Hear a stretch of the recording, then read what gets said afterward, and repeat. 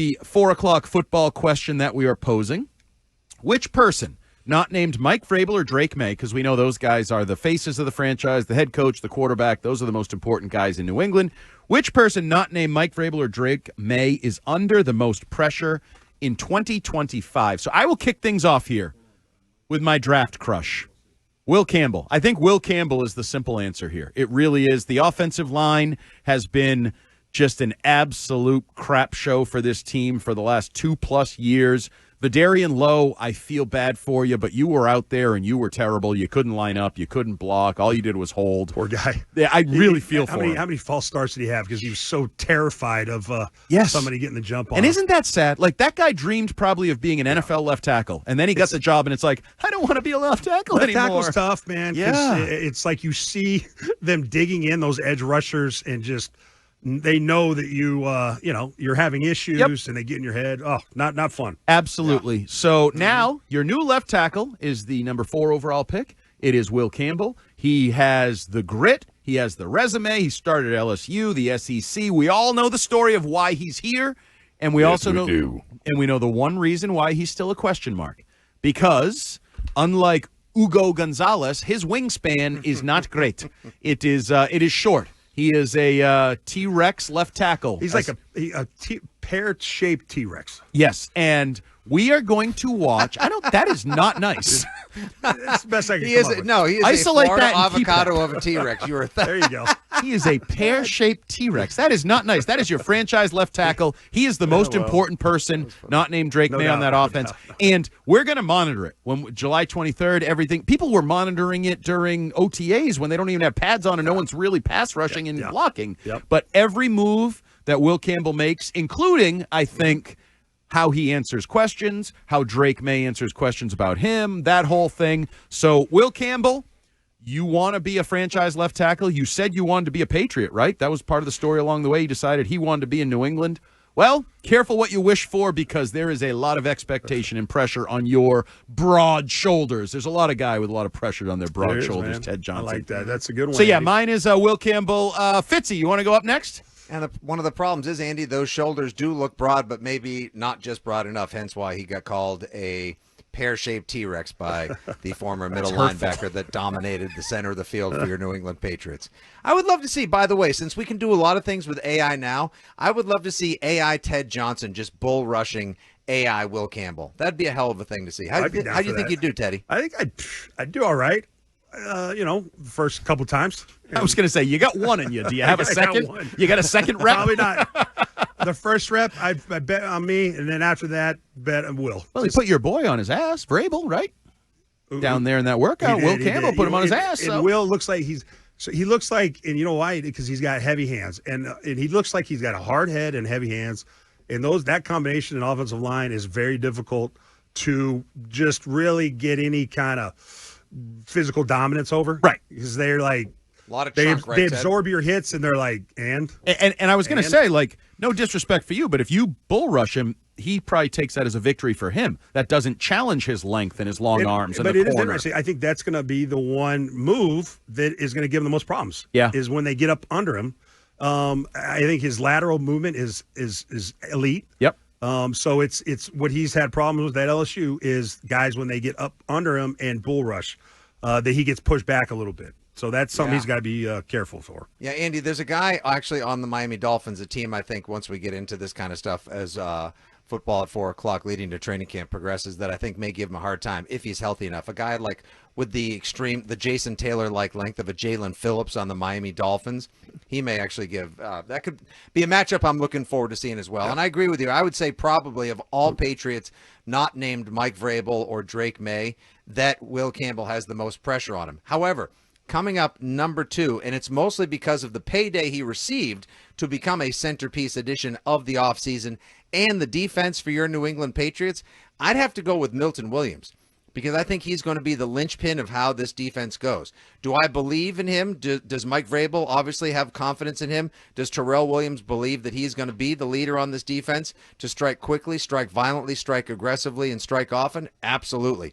If he dominates and he, alongside hopefully a healthy Christian Barmore, can set the table and set the tempo on the defensive line, hell yes, then that defense is potentially going to be a top 10 defense. But when you go from playing less than 50% of the snaps alongside future Hall of Famer in waiting like the dominance of Jalen Carter to now having to be the focal point of the defensive line, $26 million per season, those are some lofty expectations you need to live up to. I think he can, but I think there's going to be a lot of pressure on the very broad shoulders of Milton Williams this season. So here's my pick. And these are sort of the common selections, right? You got the high first round pick, the top 5 pick, faces a lot of expectation, and you got the face of their free agent class, the $100 million guy, and even more so. I agree with you, Fitzy. To me, the biggest thing with Milton Williams is what Vrabel joked about at the press conference. We expect you to play a lot more than you did last year. I hope you're ready for that. Yep. You never really know how he reacts to that, right? How his body holds up, how his motor holds up. It's a hell of a lot easier to go 100 miles an hour when you play half the snaps, right? No doubt. Now you got to pace yourself. What a luxury. That kind of highlights how good that roster is when you can have a player like Milton Williams only go 50% of the snaps. Yep. Yeah, it is. All right, Ted, you're up. All right. So the most pressure, not named, Drake Maye and Mike Vrabel, is this person talking about one Drake Maye. I mean, he's doing really well.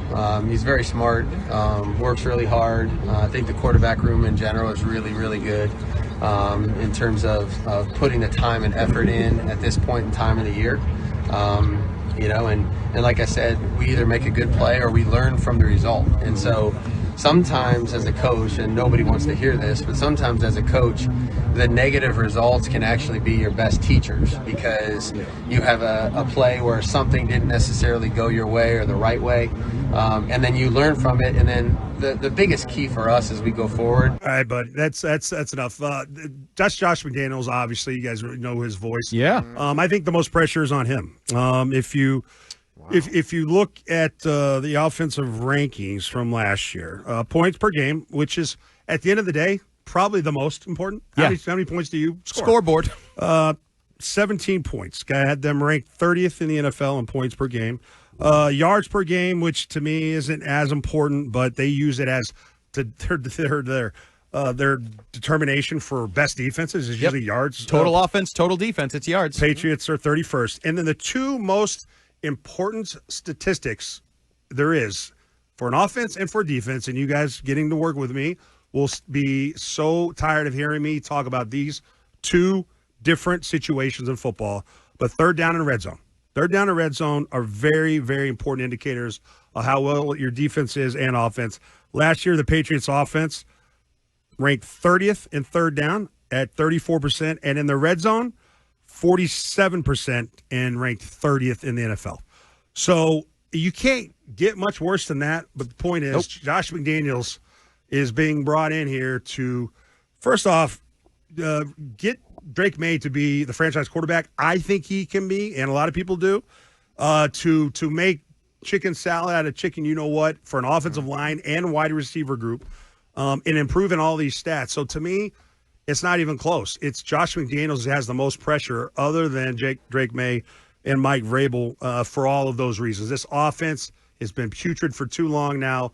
We got to see some life signs from it, and hopefully Josh is the guy to get it done. And you can actually argue, Fitzy, that even though we eliminated Vrabel and Drake Maye from this discussion, Josh could be higher than Drake Maye because he's kind of the guy responsible for molding and pulling Drake Maye in the right direction. Yeah, I agree with you. The only thing I will say is he's super qualified.